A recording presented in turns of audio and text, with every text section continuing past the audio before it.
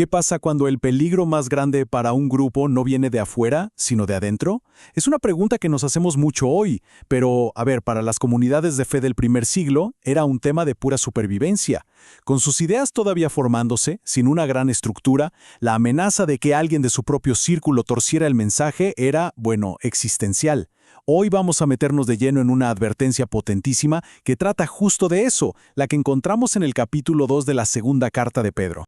Y miren, desde la primera línea el texto va directo al grano. Fíjense en esa palabra clave, encubiertamente.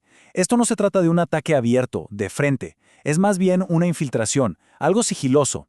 Son ideas que al principio parecen inofensivas, pero que según el autor, en el fondo son destructivas. Esta es la amenaza que vamos a desglosar. Bueno, para entender bien este argumento, que la verdad es bastante denso, vamos a dividirlo en 5 partes. Primero, vamos a ver la naturaleza de esta amenaza interna. Después, los ejemplos históricos que usa el texto para respaldar su punto. Luego, el retrato súper detallado que pinta de estos maestros. Vamos a analizar el centro de su mensaje y, finalmente, el resultado que el texto predice para ellos. Muy bien, arranquemos con el primer punto, que es crucial. Esto no es una advertencia sobre enemigos que vienen de afuera. El texto lo deja clarísimo. Estos falsos maestros surgen entre vosotros, o sea, nacen en el corazón mismo de la comunidad. Las acusaciones que se presentan son muy específicas. Primero su método, el secreto, el sigilo. Introducen ideas peligrosas casi sin que nadie se dé cuenta.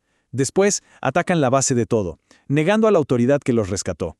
¿Y cuál es la motivación detrás de todo esto? El texto dice que es pura avaricia, usar palabras bonitas para engañar y sacar provecho.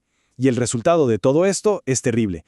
Terminan dañando la reputación de la verdad misma, porque logran arrastrar a muchos con ellos.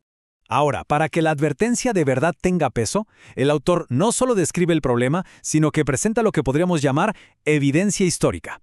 Echa mano de 3 relatos súper conocidos para establecer un patrón de justicia que, según él, es simplemente inevitable. La lógica se construye paso a paso. Primero, si ni siquiera los ángeles, seres celestiales, se salvaron del juicio por su pecado, ¿por qué lo harían los humanos? Segundo, se juzgó la corrupción del mundo antiguo con el diluvio, pero el justo, Noé, fue preservado. Y tercero, la maldad de Sodoma y Gomorra terminó en su aniquilación total, como un ejemplo para todos, pero de nuevo, el justo, Lot, fue rescatado. El patrón está clarísimo, hay juicio para la maldad y siempre hay liberación para la justicia. Y esto nos lleva directo al punto central de esta sección. Después de los 3 ejemplos, el texto saca esta conclusión fundamental. La cuestión no es si habrá un juicio, sino la certeza de que Dios sabe perfectamente cómo distinguir. Y claro, esto prepara el terreno para analizar en detalle quiénes son exactamente esos injustos y cómo se comportan. Pasemos ahora a la parte donde el texto se pone, bastante gráfico.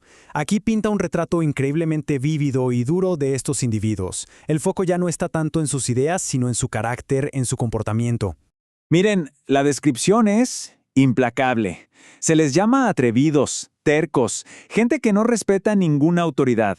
El texto dice que actúan por puro instinto, como si fueran animales, hablando mal de cosas que ni siquiera entienden. Y por dentro, ¿qué los mueve? Bueno, el texto es súper claro. El deseo carnal y una codicia que no tiene fin. Una que los lleva a seducir a la gente más vulnerable. Y aquí hay un detalle fascinante. Fíjense en el contraste que hace el texto para resaltar la soberbia de esta gente. Dice que estos maestros humanos no tienen ningún problema en insultar a las autoridades espirituales, mientras que los ángeles, que son muchísimo más poderosos, ni se atreven a hacerlo. Es una forma de medir la escala de su arrogancia. Y como para que el punto quede clarísimo, el autor saca un ejemplo del manual, la historia de Balaam. En la tradición bíblica, Balaam era un profeta que sabía lo que estaba bien, pero su amor por el dinero lo hizo actuar en contra de sus propios principios. Se convirtió, pues, en el arquetipo de la persona que está dispuesta a usar un don espiritual solo para sacar un beneficio material. Bueno, ya vimos cómo son. Ahora vamos a ver qué es lo que venden, cuál es su producto. Y acá prepárense porque viene una ironía tremenda. Resulta que su principal atractivo, su gran promesa, es la libertad.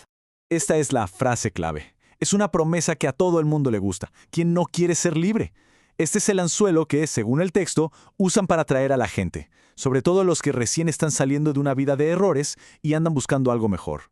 E inmediatamente después de la promesa, viene la cruda realidad. El punto central es que, mientras ofrecen libertad a otros, Ellos mismos son esclavos de sus propios deseos corruptos. El texto aquí establece un principio. Uno es esclavo de aquello que lo domina. Por lo tanto, su promesa de libertad está vacía, porque sencillamente no pueden dar lo que ellos mismos no tienen. Y con todo esto sobre la mesa llegamos al tramo final del capítulo, que se enfoca en las consecuencias. ¿A dónde lleva todo este camino? Aquí el tono se pone todavía más serio al describir el destino que el texto proyecta para ellos. Y miren, el argumento aquí es uno que te deja pensando, ¿eh? Es hasta contraintuitivo. El autor dice que para alguien que conoció el camino de la justicia y después se aleja, su situación al final es peor que si nunca lo hubiera conocido. La lógica es que el conocimiento trae más responsabilidad, y darle la espalda a ese conocimiento se considera una ofensa mucho más grave. Y el capítulo cierra con dos proverbios que son, increíblemente gráficos e imposibles de olvidar. Estas imágenes tan viscerales no dejan ninguna duda de lo que piensa el autor. Describen ese regreso a la corrupción no como un simple error, sino como una vuelta a una naturaleza instintiva, impura, una regresión total que parece borrar cualquier limpieza que hubo antes. Al final de todo este recorrido por un texto de casi 2000 años, nos queda una pregunta flotando en el aire, ¿no? Más allá del contexto religioso específico, ¿por qué estos temas como el engaño que viene desde adentro, la promesa de una libertad que en realidad te esclaviza o la tensión entre la codicia y la verdad siguen siendo tan relevantes en nuestras discusiones hoy en día? Es algo que, sin duda, vale la pena reflexionar.